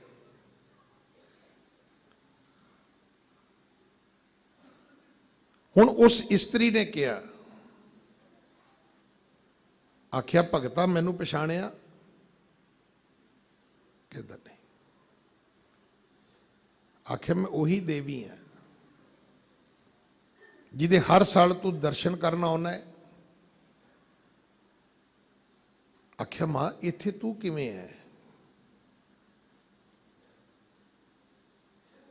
ਆਖਿਆ ਮੈਂ ਇੱਥੋਂ ਰੋਜ਼ ਬਖਸ਼ਿਸ਼ਾਂ ਲੈ ਕੇ ਜਾ ਕੇ ਉੱਥੇ ਵੰਡਦੀ ਹਾਂ। ਹੁਣ ਉਹ ਜਿਹੜੀ ਇਬਾਰਤ ਹੈ, ਸ਼ਬਦਾਵਲੀ ਇਹ ਹੈ ਕਿ ਮੁਕਤ ਪਦਾਰਥ ਸਤਿਗੁਰ ਦਹਿ ਹੈ। ਜਿਹੜੇ ਮੁਕਤੀ ਦੇ ਪਦਾਰਥ ਨੇ ਉਹ ਤੇ ਇੱਥੋਂ ਮਿਲਦੇ ਨੇ, ਤੇ ਕੂੜ ਪਦਾਰਥ ਮੁਝ ਤੇ ਲੈ ਹੈ। ਆਖਿਆ ਜਿਹੜੇ ਮੇਰੇ ਕੋਲ ਆਉਂਦੇ ਨੇ ਕੂੜੇ ਪਦਾਰਥ ਮੰਗਦੇ ਨੇ। ਹੁਣ ਸ਼ਬਦ ਇਹੀ ਹੈ ਕਿ ਮੰਗਣਾ ਮੰਗਣ ਨੀਕਾ ਹਰ ਜਸ ਗੁਰ ਤੇ ਮੰਗਣਾ। ਕਦੇ ਮੰਗਣ ਦਾ ਵਕਤ ਆਵੇ, ਕਦੇ ਮੰਗਣ ਦਾ ਅਵਸਰ ਮਿਲੇ, ਕਦੇ ਗੁਰੂ ਰਾਮਦਾਸ ਦੇ ਘਰ ਅੰਦਰ ਚਲੇ ਜਾਓ, ਉੱਥੇ ਖਲੋ ਕੇ ਕੁਝ ਹੋਰ ਨਾ ਮੰਗਿਓ। ਕਿਉਂਕਿ ਬਿਨਾ ਮੰਗਣ ਤੋਂ, ਇੱਕ ਸ਼ਬਦ ਹੈ ਪਰਾਲਬਧ, ਇੱਕ ਸ਼ਬਦ ਨੇ ਭਾਗ, ਇੱਕ ਸ਼ਬਦ ਨੇ ਕਰਮ। ਅਸੀਂ ਰੋਜ਼ ਕਹਿੰਦੇ ਆਪਣੇ ਆਪਣੇ ਕਰਮਾਂ ਦਾ ਫਲ ਹੈ। ਇੱਕ ਉਹ ਕਰਮ ਨੇ ਜਿਹੜੇ ਸਾਡੇ ਕੰਮਾਂ ਕਰਕੇ ਬਣੇ ਹੋਏ ਨੇ। ਉਹ ਜਿਹੜੀ ਪਰਮਾਤਮਾ ਨੇ ਕਲਮ ਬੁੜੀ ਹੈ ਨਾ, ਜਿਹੜੇ ਭਾਗ ਮਸਤਕ ਤੇ ਲਿਖ ਦਿੱਤੇ ਨੇ, ਉਹ ਤਾਂ ਪਹਿਲਾਂ ਹੀ ਅਸੀਂ ਭੋਗ ਰਹੇ ਹਾਂ। ਹੁਣ ਉਹਦੇ ਵਿੱਚ ਅਸੀਂ ਕੁਝ ਹੋਰ ਆਪਣੇ ਕੋਲੋਂ ਵੀ ਮੰਗ ਕੇ ਸ਼ਾਮਲ ਕਰ ਲੈਂਦੇ ਹਾਂ। ਪਰ ਜੇ ਕਦੇ ਮੰਗਣ ਦਾ ਮੌਕਾ ਮਿਲੇ, ਕਦੇ ਗੁਰੂ ਮਿਲ ਜਾਏ, ਕਦੇ ਰੱਬ ਦਾ ਘਰ ਮਿਲ ਜਾਏ, ਕਦੇ ਰੱਬ ਦੇ ਘਰ ਜਾਣ ਦਾ ਅਵਸਰ ਮਿਲ ਜਾਏ, ਤਾਂ ਉੱਥੇ ਜਾ ਕੇ ਇਹੀ ਕਹਿਣਾ ਹੈ, ਮੰਗੋ ਦਾਨ। ਮੈਂ ਤੇਰੇ ਦਰ ਤੋਂ, ਤੇਰੀ ਦਰਗਾਹ ਤੋਂ ਇੱਕ ਦਾਨ ਮੰਗਦਾ। ਠਾਕੁਰ ਨਾਮ, ਮੈਨੂੰ ਤੁਹਾਡਾ ਨਾਂ ਚਾਹੀਦਾ ਹੈ। ਮੈਂ ਤੁਹਾਡਾ ਨਾਂ ਜਪ ਸਕਾਂ, ਮੈਂ ਤੁਹਾਡਾ ਨਾਮ ਬੋਲ ਸਕਾਂ, ਮੈਂ ਹਰ ਥਾਂ ਤੇ ਤੁਹਾਡਾ ਨਾਮ ਵਰਤ ਸਕਾਂ। ਅੱਜ ਕੱਲ੍ਹ ਨਾ ਇੱਕ ਟ੍ਰੈਂਡ ਹੈ, ਆਪਣਾ ਕਾਰਡ ਦਿਓਗੇ ਜੀ, ਲਓ, ਹੈ ਨਹੀਂ ਇਹਦੇ ਮਗਰ ਸਾਈਨ ਕਰ ਦਿਓ। ਉਹਨੂੰ ਪਤਾ ਵੀ ਕੋਈ ਕਿਤੇ ਨਹੀਂ ਚੱਲਦਾ ਹੈ। ਹੁਣ ਉਹ ਸਾਈਨ ਵਾਲਾ ਵੀ ਨਹੀਂ ਚੱਲਦਾ। ਉਹਨੇ ਕਿਹਾ ਹੁੰਦਾ ਵੀ ਇਹ ਭਾਵੇਂ ਕੋਈ ਸਾਈਨ ਵਾਲਾ ਵੀ ਲਿਆਵੇ ਨਾ, ਅਗਲੇ ਕਹਿੰਦੇ ਜੀ ਫੋਨ ਤੇ ਗੱਲ ਕਰਾਓ। ਉਹ ਫਿਰ ਅਗਲਾ ਰਿਸੈਪਸ਼ਨ ਵਾਲਾ ਇਹੀ ਕਹਿੰਦਾ ਹੈ, ਇਹ ਜੀ ਤੁਹਾਡਾ ਨਾਮ ਵਰਤ ਰਿਹਾ ਹੈ। ਉਹ ਕਹਿੰਦੇ ਨਹੀਂ, ਇਹਨੂੰ ਮੇਰਾ ਨਾਮ ਵਰਤਣ ਦਾ ਕੋਈ ਹੱਕ ਨਹੀਂ ਹੈ। ਰੱਬ ਦਾ ਨਾਂ ਹਰ ਬੰਦਾ ਨਹੀਂ ਲੈ ਸਕਦਾ। ਆਪਾਂ ਐਂ ਲੱਗਦਾ ਹੈ ਕਿ ਜੀ ਕੋਈ ਨਾਂ ਜਪਦਾ ਹੈ, ਕੋਈ ਨਹੀਂ ਜਪਦਾ। ਅਸਲ ਵਿੱਚ ਕੋਈ ਜਪ ਹੀ ਨਹੀਂ ਸਕਦਾ। ਜਿਸ ਨੂੰ ਤੂੰ ਜਾਣਾਹੇ ਸੋਈ ਜਨ ਜਾਣੈ, ਹਰ ਗੁਣ ਸਦ ਹੀ ਆਖ ਵਖਾਣੇ। ਹਰ ਬੰਦਾ ਨਹੀਂ ਸਿਮਰ ਸਕਦਾ। ਜਿਹਨੂੰ ਉਹ ਸਿਮਰਾਏਗਾ ਉਹ ਸਿਮਰੇਗਾ, ਜਿਹਦੇ ਕੋਲੋਂ ਆਪਣਾ ਨਾਮ ਜਪਾਏਗਾ ਉਹ ਜਪੇਗਾ। ਜਦੋਂ ਤੁਸੀਂ ਪੰਜ ਪਿਆਰਿਆਂ ਦੇ ਕੋਲੋਂ ਜਾ ਕੇ ਅੰਮ੍ਰਿਤ ਛਕਦੇ ਹੋ, ਹੁਣ ਉਸ ਤੋਂ ਵੱਡੀ ਤਾਂ ਸਾਡੀ ਕੋਈ ਸੈਰਾਮਨੀ ਹੈ ਨਹੀਂ। ਉੱਥੇ ਵੀ ਤੁਹਾਨੂੰ ਕੀ ਮਿਲਦਾ ਹੈ? ਜਾਂ ਮੂਲ ਮੰਤਰ ਮਿਲਦਾ ਜਾਂ ਗੁਰ ਮੰਤਰ ਮਿਲਦਾ, ਨਾਮ ਹੀ ਮਿਲਦਾ। ਉਹ ਤਾਂ ਕੋਈ ਫਰਿੱਜ ਤੇ ਨਹੀਂ ਮਿਲਦੀ ਨਾ। ਉਹਦੇ ਬਾਹਰ ਥੋੜੇ ਜਿਹੇ ਕਮਰਸ਼ੀਅਲ ਮੇਰੇ ਵਰਗੇ ਬੈਠੇ ਹੁੰਦੇ ਨੇ। ਕੋਈ ਟ੍ਰੇਨ ਦੀ ਟਿਕਟ ਦੇ ਦਿੰਦਾ ਵੀ ਯਾਤਰਾ ਕਰ ਆਓ ਜੀ, ਕੋਈ ਕਮਰੇ ਦੀ ਟਿਕਟ ਦੇ ਦਿੰਦਾ ਹੈ ਜੀ, ਕੋਈ ਹੋਰ ਛੋਟਾ ਮੋਟਾ ਗਿਫਟ ਬਾਹਰ ਬੈਠੇ ਹੁੰਦੇ ਨੇ ਵੰਡਣ ਵਾਲੇ। ਪਰ ਜਿੱਥੇ ਅੰਦਰ ਤੁਸੀਂ ਗਏ ਹੋ, ਜਿੱਥੇ ਸਿਰ ਦੇ ਕੇ ਤੁਸੀਂ ਅੰਮ੍ਰਿਤ ਲਿਆ, ਉੱਥੋਂ ਸਿਰਫ ਤੁਹਾਨੂੰ ਦੋ ਹੀ ਚੀਜ਼ਾਂ ਮਿਲੀਆਂ ਨੇ, ਔਰ ਇਹਨਾਂ ਤੋਂ ਮਹਿੰਗੀਆਂ ਚੀਜ਼ਾਂ ਧਰਤੀ ਤੇ ਕਿਤੇ ਨਹੀਂ ਹੈਗੀਆਂ। ਇਸ ਤੋਂ ਵੱਡ ਮੁੱਲੀ ਦਾਤ ਕੋਈ ਨਹੀਂ ਹੈਗੀ। ਇਹ ਕੰਚਨ ਸਿਓ ਪਾਈਐ ਨਹੀਂ ਤੋਲ, ਮਨ ਦੇ ਰਾਮ ਲਿਆ ਹੈ ਮੋਲ। ਮਨ ਦੇ ਕੇ ਤੁਹਾਨੂੰ ਪਰਮਾਤਮਾ ਮਿਲਣਾ ਹੈ। ਜਿੰਨਾ ਚਿਰ ਤੁਸੀਂ ਮਨ ਆਪਣਾ ਭੇਟਾ ਨਹੀਂ ਕਰੋਗੇ, ਔਰ ਸਭ ਤੋਂ ਵੱਡ ਮੁੱਲੀ ਭੇਟਾ ਹੀ ਤੁਹਾਡੇ ਕੋਲ ਇਹ ਹੈ, ਮੰਗੋ ਦਾਨ ਠਾਕੁਰ ਨਾਮ। ਪਰਮਾਤਮਾ ਮੈਂ ਤੇਰੇ ਦਰ ਤੋਂ ਦਾਨ ਮੰਗਦਾ ਤੇ ਮੈਨੂੰ ਆਪਣਾ ਨਾਮ ਦੇ। ਹਾਂਜੀ। ਅਵਰ ਕਛੂ ਮੇਰਾ ਸੰਗ ਨਾ ਚਾਲੈ, ਮਿਲੈ ਕਿਰਪਾ ਗੁਣ ਗਾਮ। ਮੈਂ ਕਿਉਂ ਮੰਗਿਆ? ਹੁਣ ਇਹ ਅਵਸਥਾ ਕਦੋਂ ਬਣੀ? ਜਦੋਂ ਮੈਨੂੰ ਸਮਝ ਆ ਗਈ ਕਿ ਕੋਈ ਚੀਜ਼ ਮੇਰੇ ਨਾਲ ਨਹੀਂ ਜਾਣੀ। ਵੇਖੋ, ਨਾਮ ਜਿਹੜਾ ਹੈ ਨਾ, ਇਹ ਜਪਿਆ ਨਹੀਂ ਜਪਿਆ ਜਾਣਾ, ਇਹ ਤੇ ਆਪਣੇ ਆਪ ਸ਼ੁਰੂ ਹੋਏਗਾ। ਕਦੋਂ ਸ਼ੁਰੂ ਹੋਏਗਾ? ਜਦੋਂ ਸਮਝ ਆ ਜਾਏਗੀ ਕਿ ਮੇਰੇ ਨਾਲ ਤੇ ਕੁਝ ਜਾਣਾ ਹੀ ਨਹੀਂ ਭਾਈ। ਅਵਰ ਕਛੂ ਮੇਰੇ ਸੰਗ ਨਾ ਚੱਲੇ, ਕੋਈ ਚੀਜ਼ ਮੇਰੇ ਨਾਲ ਜਾਣ ਵਾਲੀ ਨਹੀਂ। ਇਸ ਕਰਕੇ ਮਿਲੇ ਕਿਰਪਾ ਗੁਣ ਗਾਮ, ਪ੍ਰਮਾਤਮਾ ਤੂੰ ਕਿਰਪਾ ਕਰ ਮੇਰੇ ਤੇ ਮੈਨੂੰ ਆਪਣੀ ਸਿਫਤ ਸਲਾਹ ਬਖਸ਼। ਹਾਂਜੀ। ਰਹਾਉ ਰਾਜਮਾਲ ਅਨੇਕ ਭੋਗ ਰਸ, ਸਗਲ ਤਰਵਰ ਕੀ ਸ਼ਾਮ। ਵੱਡੀ ਗੱਲ ਹੈ ਰਾਜ, ਤਖਤ, ਜਿਹੜੀਆਂ ਅਸੀਂ ਪਦਵੀਆਂ ਦੀ ਗੱਲ ਕਰਦੇ ਹਾਂ, ਫਿਰ ਧਨ ਦੌਲਤ ਦੀ ਗੱਲ ਕਰਦੇ ਹਾਂ, ਫਿਰ ਭੋਗ ਪਦਾਰਥਾਂ ਦੀ ਗੱਲ ਕਰਦੇ ਹਾਂ। ਗੁਰੂ ਅਰਜਨ ਸਾਹਿਬ ਮਹਾਰਾਜ ਕਹਿੰਦੇ ਦਰਖਤ ਦੀ ਛਾਂ ਵੇਖੀ ਕਦੇ? ਕਦੇ ਪੇੜ ਦੀ ਛਾਇਆ ਦੇਖੀ ਹੈ? ਕਦੇ ਰੁੱਖ ਦਾ ਪਰਛਾਵਾਂ ਵੇਖਿਆ? ਤੁਸੀਂ ਕਹੋਗੇ ਜੀ ਵੇਖਿਆ। ਫਿਰ ਇਹ ਚੇਤਾ ਰੱਖਣਾ, ਸਵੇਰੇ ਕਿਸੇ ਹੋਰ ਪਾਸੇ ਹੁੰਦਾ ਹੈ, ਦੁਪਹਿਰੇ ਕਿਤੇ ਹੋਰ ਆ ਜਾਂਦਾ ਹੈ, ਸ਼ਾਮ ਨੂੰ ਕਿਤੇ ਹੋਰ ਚਲਿਆ ਜਾਂਦਾ ਹੈ। ਤੇ ਜਾਂ ਤੇ ਫਿਰ ਉਹੀ ਕੰਮ ਕਰੋ ਜਿਹੜੇ ਬਜ਼ੁਰਗ ਸਾਡੇ ਕਰਦੇ ਹੁੰਦੇ ਨੇ, ਜਿਹੜੇ ਦਰਖਤ ਥੱਲੇ ਮੰਜੀ ਡਾਉਂਦੇ ਨੇ, ਇਹ ਕੰਮ ਹੋਰ ਵੀ ਕਰਦੇ ਨੇ। ਤੁਸੀਂ ਪੁੱਛੋਗੇ ਕੀ? ਉਹ ਸਾਰਾ ਦਿਨ ਮੰਜੀ ਧੁੰਦੇ ਹੀ ਰਹਿੰਦੇ ਨੇ, ਜਿੱਧਰ ਜਿੱਧਰ ਪਰਛਾਵਾਂ ਤੁਰਿਆ ਜਾਂਦਾ, ਉਧਰ ਉਧਰ ਮੰਜੀ ਖਿੱਚੀ ਤੁਰੇ ਜਾਂਦੇ ਨੇ। ਇਹ ਤਿੰਨ ਕਿਸਮ ਦੇ ਬੰਦੇ ਇਹੋ ਕੰਮ ਕਰਦੇ ਜੇ, ਜਿਹੜੇ ਸਤਾ ਭੋਗਣ ਦੇ ਲਈ ਹੁੰਦੇ ਨੇ। ਤੁਸੀਂ ਵੇਖਿਆ ਹੋਣਾ, ਉਹਨਾਂ ਦੇ ਰੋਜ਼ ਹੀ ਰੰਗ ਬਦਲੇ ਹੁੰਦੇ ਨੇ। ਧਨ ਦੌਲਤ ਵਾਲਿਆਂ ਦੇ ਵੀ ਰੋਜ਼ ਹੀ ਰੰਗ ਬਦਲੇ ਹੁੰਦੇ ਨੇ, ਅੱਜ ਕੁਝ ਹੋਰ, ਸਵੇਰੇ ਕੁਝ ਹੋਰ। ਭੋਗ ਪਦਾਰਥ ਵਾਲਿਆਂ ਦਾ ਵੀ ਇਹੀ ਹਾਲਤ ਹੈ। ਬਸ ਉਹ ਸਾਰਾ ਦਿਨ ਉਹ ਮੰਜੀ ਖਿੱਚਣ ਤੇ ਹੀ ਰਹਿੰਦੇ ਨੇ ਵੀ ਸ਼ਾਇਦ ਛਾਂ ਸਾਡੇ ਕੋਲ ਹੀ ਰਹਿ ਜਾਏ। ਮੈਂ ਇਸ ਕਰਕੇ ਦਾਨ ਮੰਗਿਆ, ਠਾਕੁਰ ਨਾਮ ਮੰਗਿਆ, ਕਿਉਂਕਿ ਜੋ ਕੁਝ ਵੀ ਹੈ ਇਹ ਸਗਲ ਤਰਵਰ ਕੀ ਸ਼ਾਮ, ਇਹ ਰੁੱਖ ਦੇ ਪਰਛਾਵੇਂ ਤੋਂ ਵੱਧ ਕੁਝ ਵੀ ਨਹੀਂ ਹੈ। ਇਹ ਅੱਜ ਮੇਰੇ ਘਰ ਹੈ, ਕੱਲ ਤੁਹਾਡੇ ਵਿਹੜੇ ਵਿੱਚ ਵੀ ਹੋਏਗੀ। ਤੇ ਜੇ ਤੁਹਾਡੇ ਵਿਹੜੇ 'ਚ ਜਾਵੇ ਤੇ ਫਿਰ ਜਾਂ ਤੇ ਮੈਨੂੰ ਤੁਹਾਡੀ ਕੰਧ ਢਾਹ ਕੇ ਤੁਹਾਡੇ ਵਾਲੇ ਪਾਸੇ ਮੰਜੀ ਡਾਉਣੀ ਪੈਗੀ। ਡਾਉਣੇ ਅਸੀਂ ਇੱਦਾਂ ਹੀ ਕਰਦੇ। ਉਹਦੇ ਲਈ ਜਿਹੜੇ ਜਿਹੜੇ ਜੰਤਰ ਮੰਤਰ ਵਰਤਣ ਦੀ ਲੋੜ ਹੋਵੇ, ਤੰਤਰ, ਅਸੀਂ ਫਿਰ ਉਹ ਸਾਰੇ ਹੀ ਵਰਤਦੇ ਹਾਂ। ਫਿਰ ਉੱਥੇ ਨੈਤਿਕਤਾ ਕਿੱਥੇ ਰਹਿ ਗਈ? ਧਰਮ ਕਿੱਥੇ ਰਹਿ ਗਿਆ? ਪ੍ਰਿੰਸੀਪਲ ਕਿੱਥੇ ਰਹਿ ਗਏ? ਅਸੂਲ ਕਿੱਥੇ ਰਹਿ ਗਏ? ਨਿਯਮ ਕਿੱਥੇ ਹੋਣਗੇ? ਫਿਰ ਤੁਹਾਡਾ ਕੁਝ ਵੀ ਨਹੀਂ ਹੋਏਗਾ। ਫਿਰ ਤੋਂ ਨਾਲ ਦੀ ਨਾਲ ਹੀ ਚੱਲਣਾ ਪਏਗਾ ਤੁਹਾਨੂੰ। ਹਾਂਜੀ। ਧਾਏ ਧਾਏ ਬਹੁ ਬਿਦ ਕੋ ਧਾਵੈ, ਸਗਲ ਨਿਰਾਰਥ ਕਾਮ। ਸਤਿਗੁਰੂ ਗੁਰੂ ਅਰਜਨ ਸਾਹਿਬ ਕਹਿੰਦੇ ਨੇ, ਹਾਂ ਕਰਦਾ ਹੈ ਬੰਦਾ ਭਾਈ। ਧਾਏ ਧਾਏ, ਦੌੜਦਾ ਦੌੜਦਾ। ਧੌਣ ਦਾ ਅਰਥ ਹੁੰਦਾ ਦੌੜਨਾ। ਬਹੁ ਬਿਦ ਕੋ ਧਾਵੈ, ਅਨੇਕ ਪ੍ਰਕਾਰ ਦੌੜਦਾ। ਪਾਰਟੀਆਂ ਵੀ ਬਦਲ ਲੈਂਦਾ ਹੈ, ਇਹ ਕਾਰੋਬਾਰ ਵੀ ਬਦਲ ਲੈਂਦਾ ਹੈ, ਕਈ ਵਾਰੀ ਆਪਣਾ ਰੂਪ ਵੀ ਬਦਲ ਲੈਂਦਾ ਹੈ, ਸ਼ਬਦਾਵਲੀ ਤੇ ਆਪਣੀ ਹਰ ਘੜੀ ਬਦਲ ਲੈਂਦਾ ਹੈ। ਪਰ ਹੁੰਦਾ ਕੀ ਹੈ? ਸਗਲ ਨਿਰਾਰਥ ਕਾਮ। ਉਹਨੇ ਸਾਰਾ ਕੁਝ ਮਿਲ ਵੀ ਜਾਵੇ ਤਾਂ ਵੀ ਨਿਰਾਰਥ ਹੈ। ਦੇਖੋ, ਤੁਸੀਂ ਦੁਨੀਆ ਦੇ ਰਾਜ ਭਾਗ ਸਮਝੋ।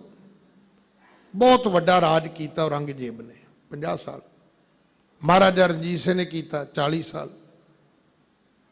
ਜੇ ਆਪਾਂ ਮੰਨ ਵੀ ਲਈਏ ਕਿ ਮੇਰੀ 100 ਸਾਲ ਉਮਰ ਹੈ, ਤੇ ਇਹਦਾ ਅਰਥ ਹੈ ਵੀ 20 ਸਾਲਾਂ ਤੱਕ ਤੇ ਮੁਸ਼ਕਲ ਹੈ, 80 ਸਾਲਾਂ ਤੋਂ ਬਾਅਦ ਫਿਰ ਮੁਸ਼ਕਲ ਹੈ, ਵਿਚਕਾਰ 60 ਸਾਲ ਹੀ ਬਚੇ ਨਾ। ਤੇ 60 ਸਾਲਾਂ 'ਚੋਂ ਬਹੁਤੀ ਤੁਹਾਡੀ ਸੌਂ ਕੇ ਕੱਟ ਜਾਣੀ ਹੈ। ਇਹ ਵੀ ਤਾਂ ਹੈ ਨਾ। ਜੇ ਤੁਸੀਂ 8 ਘੰਟੇ ਵੀ ਘੱਟੋ ਘੱਟ ਸੌਣ ਦੇ ਕੱਢੋਗੇ ਤਾਂ ਵਿੱਚੋਂ ਨਿਕਲ ਜਾਣੇ ਨੇ। ਫਿਰ ਸਾਰਾ ਕੁਝ ਹਾਲਾਤ, ਸਾਰਾ ਸਮਾਂ ਇੱਕ ਵਰਗਾ ਤੇ ਰਹਿੰਦਾ ਨਹੀਂ ਹੈ। ਇਹ ਸਗਲ ਨਿਰਾਰਥ ਕਾਮ। ਪਰ ਇਹ ਕਿਹਦੇ ਬਦਲੇ ਵਿੱਚ ਹੈ? ਉਹ ਗੱਲ ਜ਼ਰੂਰ ਸਮਝਣ ਦੀ ਲੋੜ ਹੈ। ਉਹ ਹੈ ਕਿ ਤੁਸੀਂ 84 ਲੱਖ ਜੂਨਾਂ ਭੋਗਣ ਤੋਂ ਬਾਅਦ, ਟੇਡੀਆਂ ਤ੍ਰਿਗਦ ਜੂਨਾਂ ਭੋਗਣ ਤੋਂ ਬਾਅਦ ਇੱਥੇ ਆਏ ਸੀ। ਤੇ ਉਹ ਜਿਹੜੀ 60 ਸਾਲਾਂ ਦੀ ਤੁਸੀਂ ਸੋਚਦੇ ਹੋ ਸਤਾ ਹੈ, ਰਾਜ ਹੈ, ਭੋਗ ਨੇ, ਔਰ ਉਹਦੇ ਵਿੱਚੋਂ ਵੀ ਬਹੁਤੀ ਸੌਂ ਕੇ ਕੱਟ ਗਈ। ਚਲੋ ਬਹੁਤ ਬੰਦਾ ਘੱਟ ਸੌਵੇਂ ਤੇ 20 ਸਾਲ ਹੋਰ ਕੱਢ ਦਿਓ, ਰਹਿ ਗਏ 40 ਸਾਲ। 40 ਸਾਲਾਂ ਦੇ ਪਿੱਛੇ 84 ਲੱਖ ਜੂਨਾਂ ਦੇ ਗੇੜ ਦੁਬਾਰਾ ਸ਼ੁਰੂ ਹੋਣੇ ਨੇ। ਫਿਰ ਇਸ ਪੌੜੀ ਤੇ ਜੋ ਨਰ ਚੁੱਕੈ ਸੋ ਆਏ ਜਾਏ ਦੁੱਖ ਪਾਏਂਦਾ। ਇਸ ਕਰਕੇ ਸਗਲ ਨਿਰਾਰਥ ਕਾਮ, ਇਹ ਸਾਰੀਆਂ ਚੀਜ਼ਾਂ ਵਿਅਰਥ ਨੇ ਭਾਈ, ਜੇ ਤੂੰ ਇਹਨਾਂ ਦੀ ਖਾਤਰ ਹੀ ਜਿਉਣਾ ਚਾਹੁੰਦਾ ਹੈ। ਦੇਖੋ ਨਾ, ਇੱਥੇ ਗੱਲ ਮੰਗਣ ਤੋਂ ਆਈ ਹੈ ਵੀ ਜੇ ਕਦੇ ਗੁਰਦੁਆਰੇ ਚਲੇ ਹੀ ਗਏ, ਜੇ ਮੰਗਣ ਦਾ ਮੌਕਾ ਮਿਲ ਹੀ ਗਿਆ, ਤੇ ਫਿਰ ਘੱਟੋ ਘੱਟ ਉੱਥੇ ਤਾਂ ਭਾਈ ਚੀਜ਼ ਧਿਆਨ ਨਾਲ ਮੰਗ ਲਓ। ਉੱਥੇ ਮੰਗਣ ਲੱਗਿਆ ਤੇ ਦੁਬਾਰਾ ਗਲਤੀ ਨਾ ਹੋਵੇ ਵੀ ਫਿਰ ਕਹੀਏ ਨਹੀਂ ਜੀ ਮੇਰੇ ਤੋਂ ਗਲਤੀ ਨਾਲ ਮੰਗ ਹੋ ਗਿਆ, ਪਤਾ ਨਹੀਂ ਮੁੜ ਕੇ ਮੰਗਣ ਦਾ ਵੀ ਮੌਕਾ ਮਿਲੇਗਾ ਕਿ ਨਹੀਂ ਮਿਲੇਗਾ। ਇਸ ਕਰਕੇ ਜਦੋਂ ਵੀ ਮੌਕਾ ਮਿਲੇ ਉਦੋਂ ਗੁਰੂ ਦੇ ਕੋਲੋਂ ਇਹੀ ਦਾਤ ਮੰਗਣੀ ਹੈ ਕਿ ਮੰਗੋ ਦਾਨ ਠਾਕੁਰ ਨਾਮ। ਹਾਂਜੀ, ਬਿਨ ਗੋਵਿੰਦ ਅਵਰ ਜੀ ਚਾਹੋ, ਦੀਸੈ ਸਗਲ ਬਾਤ ਹੈ ਖਾਮ। ਬਿਨਾਂ ਪਰਮਾਤਮਾ ਤੋਂ ਜੇ ਤੁਸੀਂ ਕੁਝ ਚਾਹੁੰਦੇ ਹੋ ਤੇ ਇਹ ਜ਼ਰੂਰ ਚੇਤਾ ਰੱਖਣਾ, ਇਹ ਸਭ ਕੁਝ ਖਾਮ ਹੈ, ਇਹ ਕੱਚਾ ਹੈ, ਇਹ ਬਿਨਸਨਹਾਰ ਹੈ, ਇਹ ਸਦੀਵ ਨਹੀਂ ਹੈ, ਇਹ ਸਦਾ ਵਾਸਤੇ ਨਹੀਂ ਹੈ। ਪਹਿਲੀ ਗੱਲ ਤੇ ਜਿਸ ਸਰੀਰ ਨੇ ਇਹ ਰਸ ਭੋਗਣੇ ਨੇ, ਸਤਾ ਭੋਗਣੀ ਹੈ, ਇਹ ਸਰੀਰ ਦਾ ਹੀ ਨਹੀਂ ਪਤਾ ਇਹਨੇ ਕਦੋਂ ਜਵਾਬ ਦੇ ਜਾਣਾ ਹੈ। ਕਿਸੇ ਦੀ ਲੱਤ ਦੀ ਨਾੜ ਦਬ ਜਾਏ, ਕਿਸੇ ਦੇ ਲੱਕ ਦੀ ਨਾੜ ਦਬ ਜਾਏ, ਕਹਿੰਦੇ ਡਿਸਕੀਡੀਓ ਕੀ ਹੈ, ਪੁੱਛ ਲਿਓ ਭਾਵੇਂ। ਉਹ ਕਹਿੰਦੇ ਜੀ ਤੁਹਾਡੀ ਇੱਕ ਨਾੜੀ ਰੀੜ ਦੀ ਹੱਡੀ ਦੇ ਉਹਨਾਂ ਮਣਕਿਆਂ ਦੇ ਵਿੱਚ ਕਿਤੇ ਦਬਦੀ ਹੈ, ਹੁਣ ਤੁਸੀਂ ਉਹਨੂੰ ਕਮਰ ਦੀ ਦਰਦ ਕਹਿ ਦਿੰਦੇ ਹੋ। ਤੇ ਜੇ ਕਿਸੇ ਦੀ ਧੌਣ ਦੀ ਹਿੱਲ ਜਾਏ ਤੇ ਸਰਵਾਈਕਲ ਹੋ ਜਾਂਦਾ, ਕਿਤੇ ਦਿਮਾਗ ਦੀ ਹਿੱਲ ਜਾਏ ਤੇ ਬੰਦਾ ਵੈਸੇ ਹੀ ਪਾਗਲ ਹੋ ਜਾਂਦਾ, ਕੌਮਾ ਚਲਾ ਜਾਂਦਾ। ਹਮ ਆਦਮੀ ਹਾਂ ਇੱਕਦਮੀ। ਸਤਿਗੁਰੂ ਕਹਿੰਦੇ ਮਾਟੀ ਕੋ ਪੁੱਤਰਾ ਕੈਸੇ ਨਚਤ ਹੈ, ਮਿੱਟੀ ਦਾ ਪੁਤਲਾ ਹੈ, ਦੇਖੈ ਦੇਖੈ ਭੱਜਿਆ ਹੀ ਫਿਰਦਾ। ਇਹ ਮਿੱਟੀ ਦਾ ਪੁਤਲਾ ਹੈ। जब किछ पावे तब गर्भ करत है, माया गई तब रोवन लगत है, माटी को पुत्रा कैसे नचत है, फिर देखे देखे भज्जा ही फिरदा। सतगुरु पिता महाराज समझाउंदे ने कि बिन गोबिंद अवर जे चाहो, दीसै सगल बात है खाम। ये सब कुछ बिनसनहार है। कहो नानक संत रीन मांगो, मेरो मन पावै बिसराम। इस करके गुरु अर्जन देव पिता महाराज ਵੱਡੇ ਸਤਿਗੁਰਾਂ ਦਾ ਨਾਮ ਦਰਜ ਕਰਕੇ ਕਹਿੰਦੇ ਨੇ, ਕਹੋ ਨਾਨਕ ਸੰਤ ਰੇਨ ਮੰਗੋ, ਮੈਂ ਗੁਰੂ ਦੇ ਚਰਨਾਂ ਦੀ ਧੂੜੀ ਮੰਗਦਾ। ਕਾਹਦੇ ਲਈ? ਉਹਦਾ ਕੀ ਕਰਨਾ ਹੈ? ਮੈਂ ਪਹਿਲਾਂ ਵੀ ਬੇਨਤੀ ਕੀਤੀ ਸੀ, ਹੁਣ ਵੀ ਇੱਕ ਦਿਨ ਮੈਨੂੰ ਕਿਸੇ ਨੇ ਕਿਹਾ ਗਿਆਨੀ ਜੀ ਚਰਨ ਧੂੜ ਭੇਜ ਦਿਓ। ਹੁਣ ਇੱਕ ਤੇ ਪਤਾ ਨਹੀਂ ਸਿੱਖਾਂ ਨੂੰ ਕਦੋਂ ਸਮਝ ਆਏਗੀ ਵੀ ਜੋੜਾ ਘਰ ਵਿੱਚ ਚਰਨ ਧੂੜ ਨਹੀਂ ਹੁੰਦੀ। ਜੋੜਾ ਘਰ ਵਿੱਚ ਚਰਨ ਜਾਂਦੇ ਹੀ ਨਹੀਂ, ਉੱਥੇ ਜੁੱਤੀਆਂ ਜਾਂਦੀਆਂ ਤੇ ਜੁੱਤੀਆਂ ਦੀ ਧੂੜ ਹੁੰਦੀ ਹੈ। ਜੋੜਾ ਘਰ 'ਚ ਜੋੜੇ ਰੱਖੇ ਜਾਂਦੇ ਨੇ, ਜੋੜਿਆਂ ਦੀ ਧੂੜ ਤਾਂ ਹੋ ਸਕਦੀ ਹੈ, ਚਰਨ ਧੂੜ ਕਿੱਥੋਂ ਆ ਗਈ? ਫਿਰ ਉਹਦੇ ਲਈ ਕਿਹਾ ਜਾਂਦਾ ਜੀ ਨਿਰਣੇ ਕਾਲਜੇ ਜੀ, ਠੰਡੇ ਜਲ ਨਾ ਛਕੋ ਜੀ। ਮਤਲਬ ਜੋੜਿਆਂ ਦੀ ਗੰਦਗੀ ਨੂੰ ਸਵੇਰੇ ਅੰਮ੍ਰਿਤ ਵੇਲੇ ਖਵਾਉਣਾ ਉਹਨੇ ਕਿੰਨੇ ਸ਼ੁਰੂ ਕੀਤਾ, ਕਿੱਥੋਂ ਸ਼ੁਰੂ ਕੀਤਾ, ਕੌਣ ਰੋਕੇਗਾ ਇਸ ਨੂੰ? ਕਿਉਂਕਿ ਅਸੀਂ ਤਾਂ ਦਿੱਲੀ ਸਟ੍ਰਿਕਟਲੀ ਬੰਦ ਕੀਤਾ ਹੋਇਆ ਹੈ ਕਿ ਕਿਸੇ ਜੋੜਾ ਘਰ ਦੇ ਵਿੱਚ ਕਿਸੇ ਨੂੰ ਕੋਈ ਹੱਕ ਨਹੀਂ ਹੈ ਕਿ ਉਹ ਝਾੜੂ ਮਾਰ ਕੇ ਉਹਦੀਆਂ ਪੁੜੀਆਂ ਬਣਾਵੇ। ਦੇਖੋ ਜਿਵੇਂ ਹੁਣ ਤੁਸੀਂ ਇੱਥੇ ਦਰਬਾਰ ਸਾਹਿਬ ਪ੍ਰਕਰਮਾ ਚਾਹੁੰਦੇ ਹੋ, ਉੱਥੋਂ ਤਾਂ ਮੰਨਿਆ ਜਾ ਸਕਦਾ ਵੀ ਚਰਨ ਧੂੜ ਹੈ ਕਿਉਂਕਿ ਉੱਥੇ ਚਰਨ ਨੇ, ਪਰ ਜੋੜਾ ਘਰ 'ਚ ਚਰਨ ਧੂੜ ਕਿੱਥੋਂ ਆ ਗਈ? ਉਹ ਫਿਰ ਕਹਿਣ ਲੱਗੇ ਜੀ ਦਰਬਾਰ 'ਚੋਂ ਹੀ ਭੇਜ ਦਿਓ। ਮੈਂ ਕਿਹਾ ਮੈਂ ਉਹ ਕੋਸ਼ਿਸ਼ ਕਰਾਂਗਾ ਵੀ ਅਗਰ ਉੱਥੋਂ ਕੋਈ ਚੀਜ਼ ਮਿਲਦੀ ਹੋਈ ਤਾਂ ਮੈਂ ਤੁਹਾਨੂੰ ਭੇਜ ਦਿਆਂਗਾ। ਪਰ ਜਿਹੜੇ ਗੁਰਬਾਣੀ ਵਿੱਚ ਅਰਥ ਨੇ, ਗੁਰਬਾਣੀ 'ਚ ਅਰਥ ਜਿਹੜੇ ਨੇ ਉਹ ਚਰਨ ਧੂੜ ਦੇ ਅਰਥ ਵੀ ਗੁਰੂ ਦੇ ਸ਼ਬਦ ਮਿਲਣਗੇ ਤੁਹਾਨੂੰ, ਗੁਰੂ ਦੇ ਚਰਨ ਵੀ ਗੁਰੂ ਦੇ ਸ਼ਬਦ ਹੀ ਹੋਣਗੇ। ਇੱਕ ਬੇਨਤੀ ਮੈਂ ਹੋਰ ਕਰਨੀ ਹੈ, ਅਸੀਂ ਦਿੱਲੀ ਇਸ ਗੱਲ ਨੂੰ ਸੰਭਾਲਿਆ ਥੋੜ੍ਹਾ ਜਿਹਾ, ਮੈਂ ਆਪ ਜੀ ਨੂੰ ਵੀ ਬੇਨਤੀ ਕਰਾਂਗਾ ਕਿ ਜਿੱਥੇ ਜਿੱਥੇ ਵੀ ਗੁਰਧਾਮ ਨੇ, ਗੁਰੂ ਪਾਤਸ਼ਾਹ ਦੇ ਸੁੰਦਰ ਮਹਿਲ ਨੇ, ਉੱਥੇ ਆਲੇ ਦੁਆਲੇ ਨਾ ਪੰਛੀਆਂ ਨੂੰ ਦਾਣੇ ਨਾ ਪਾਉਣ ਦਿਆ ਕਰੋ। ਤੁਸੀਂ ਕਹੋਗੇ ਜੀ ਇਹ ਸੇਵਾ ਹੈ, ਮੁਬਾਰਕ ਹੈ, ਯਤਨ ਕਰੋ ਇੱਥੇ ਲਾਗੇ ਕਿਤੇ ਵੀ ਪਾਰਕ ਹੋਵੇ ਉੱਥੇ ਪਵਾ ਦਿਓ, ਇੱਥੇ ਨਾ ਪਵਾਓ, ਕਿਉਂਕਿ ਪੰਛੀ ਫਿਰ ਇੱਥੋਂ ਹੀ ਦਾਣੇ ਚੁਗ ਲੈਂਦੇ ਨੇ, ਇਹਨਾਂ ਹੀ ਗੁਰੂ ਇਮਾਰਤਾਂ ਦੇ ਉੱਪਰ ਆ ਕੇ ਬੈਠ ਜਾਂਦੇ ਨੇ, ਤਾਂ ਸਾਰਾ ਦਿਨ ਉਹ ਗੰਦਗੀ ਸੰਭਾਲੀ ਨਹੀਂ ਜਾਂਦੀ। ਤੇ ਪੰਛੀਆਂ ਨੂੰ ਆਪਾਂ ਮਾਰ ਸਕਦੇ ਨਹੀਂ, ਨਾ ਸਾਡਾ ਇਹ ਸਿਧਾਂਤ ਹੈ। ਇਸ ਕਰਕੇ ਜਿਹੜੇ ਦਾਣੇ ਪਾਉਣ ਵਾਲੇ ਵੀਰ ਨੇ, ਕਿਉਂਕਿ ਇਹਦੇ ਪਿੱਛੇ ਵੀ ਇੱਕ ਕਮਰਸ਼ੀਅਲ ਸਿਸਟਮ ਹੈ, ਕੋ ਦਾਣੇ ਵੇਚਣ ਵਾਲਿਆਂ ਦੀ ਜ਼ਿਆਦੀ ਹੁੰਦੀ ਹੈ। ਤੁਸੀਂ ਰੋਕੋਗੇ ਤੇ ਔਰ ਸਭ ਤੋਂ ਪਹਿਲਾਂ ਉਹਨਾਂ ਨੇ ਕਹਿਣਾ ਵੇਖੋ ਜੀ ਇਹ ਤਾਂ ਗਿਆਨੀ ਜੀ ਤਾਂ ਵੇਖੋ ਜੀ ਪੰਛੀਆਂ ਦਾਣਿਆਂ ਦਾ ਵਿਰੋਧ ਕਰਦੇ ਨੇ, ਉਹਨੂੰ ਲੱਗਦਾ ਮੇਰੇ ਦਾਣੇ ਵਿਕਣੋਂ ਹਟ ਜਾਣਗੇ। ਇਸ ਕਰਕੇ ਸਾਨੂੰ ਇਸ ਗੱਲ ਦਾ ਧਿਆਨ ਕਰਨਾ ਚਾਹੀਦਾ ਹੈ। ਮੇਰਾ ਖਿਆਲ ਹੈ ਵੀ ਮੈਂ ਤੇ ਵੇਖਿਆ ਗੁਰਦੁਆਰਿਆਂ 'ਚ ਤਕਰੀਬਨ ਅੱਧੇ ਕੁ ਸਿੱਖ ਦੇ ਬਿੱਠਾ ਚੁੱਕਣ ਤੇ ਹੀ ਲੱਗੇ ਹੁੰਦੇ ਨੇ, ਔਰ ਉਹ ਸਿਰਫ ਉਹਦਾ ਕਾਰਨ ਇੱਕੋ ਹੀ ਹੈ ਕਿ ਆਪਾਂ ਪੰਛੀਆਂ ਨੂੰ ਦਾਣੇ ਇੱਥੇ ਪਾਉਂਦੇ ਆ, ਪੰਛੀ ਬੈਠ ਸਕਦੇ ਨੇ, ਪਰ ਆਪਾਂ ਉਹਨਾਂ ਲਈ ਇਸ ਤਰ੍ਹਾਂ ਦਾ ਜ਼ਰੂਰ ਸਾਧਨ ਕਰੀਏ ਕਿ ਦਾਣੇ ਕਿਤੇ ਦੂਰ ਥੋੜ੍ਹੇ ਬਹੁਤੇ ਕਿਤੇ ਜਿੱਥੇ ਪਾਰਕ ਹੋਣ, ਅਸੀਂ ਉੱਥੇ ਉਹਨਾਂ ਨੂੰ ਦਾਣੇ ਪਾਉਣ ਦਾ ਪ੍ਰੋਵੀਜ਼ਨ ਕਰੀਏ, ਭਾਵੇਂ ਸਾਨੂੰ ਸਖਤੀ ਨਾਲ ਕਰਨਾ ਪਵੇ। ਸਾਨੂੰ ਇਸ ਗੱਲ ਦਾ ਧਿਆਨ ਜ਼ਰੂਰ ਕਰਨਾ ਚਾਹੀਦਾ ਹੈ, ਤਾਂ ਕਿ ਗੁਰੂ ਘਰਾਂ ਦਾ ਜਿਹੜਾ ਸਭ ਤੋਂ ਸੁੰਦਰ ਪੱਖ ਹੈ ਉਹ ਹੈ ਸਾਫ਼ ਸਫਾਈ ਦਾ। ਇੰਨੇ ਕੁ ਸ਼ਬਦ ਪ੍ਰਵਾਨ ਕਰਨਾ, ਭੁੱਲਾਂ ਮੇਰੀਆਂ ਨੇ ਖਿਮਾ ਕਰ ਦੇਣੀਆਂ। ਉਪਦੇਸ਼ ਸਤਿਗੁਰੂ ਜੀ ਦਾ ਹੈ, ਆਪਣੇ ਪੱਲੇ ਮੰਨ ਲੈਣਾ। ਸਤਿਗੁਰੂ ਜੀ ਦਾ ਕੋਟਾਨ ਕੋਟ ਸ਼ੁਕਰ। ਸੱਚੇ ਪਾਤਸ਼ਾਹ ਨੇ ਕਿਰਪਾ ਕੀਤੀ, 2 ਸ਼ਬਦ ਬੋਲਣ ਦੀ ਦਾਤ ਆਪਣੀ ਗੋਦ ਵਿੱਚ ਬਿਠਾ ਕੇ ਬਖਸ਼ੀ। ਸੱਚੇ ਪਾਤਸ਼ਾਹ ਮਿਹਰ ਕਰਨ। ਸਿੰਘ ਸਾਹਿਬ ਗਿਆਨੀ ਜਗਤਾਰ ਸਿੰਘ ਜੀ ਹੈਡ ਗ੍ਰੰਥੀ ਸਾਹਿਬ ਜੀ ਦਾ ਧੰਨਵਾਦ, ਜੋ ਹਮੇਸ਼ਾ ਸਮਾਂ ਵੰਡ ਕਰਦਿਆਂ ਆਪ ਸੰਗਤ ਦੇ ਦਰਸ਼ਨ ਕਰਾਉਂਦੇ ਨੇ। ਸਤਿਗੁਰੂ ਉਹਨਾਂ ਨੂੰ ਸਿਹਤ ਜਾਬੀ ਬਖਸ਼ਣ, ਉਹਨਾਂ ਕੋਲੋਂ ਆਪਣੀ ਸੇਵਾ ਆਪ ਲੈਣ। ਭੁੱਲਾਂ ਬਖਸ਼ੋ ਜੀ। ਆਓ ਫਤਿਹ ਬੁਲਾਉਣ ਤੋਂ ਪਹਿਲਾਂ ਜੋ ਸ਼ਬਦ ਦੀਆਂ ਅੰਤਲੀਆਂ 2 ਪੰਕਤੀਆਂ ਨੇ, ਆਪਾਂ ਉਹਨਾਂ ਦਾ ਪਾਠ ਸਰਵਣ ਕਰੀਏ। ਹਾਂਜੀ। ਬਿਨ ਗੋਵਿੰਦ ਅਵਰ ਜੇ ਚਾਹੋ, ਦੀਸੈ ਸਗਲ ਬਾਤ ਹੈ ਖਾਮ। ਆਹੋ ਨਾਨਕ ਸੰਤ ਰੇਨ ਮੰਗੋ, ਮੇਰੋ ਮਨ ਪਾਵੈ ਬਿਸਰਾਮ। ਵਾਹਿਗੁਰੂ ਜੀ ਕਾ ਖਾਲਸਾ, ਵਾਹਿਗੁਰੂ ਜੀ ਕੀ ਫਤਿਹ।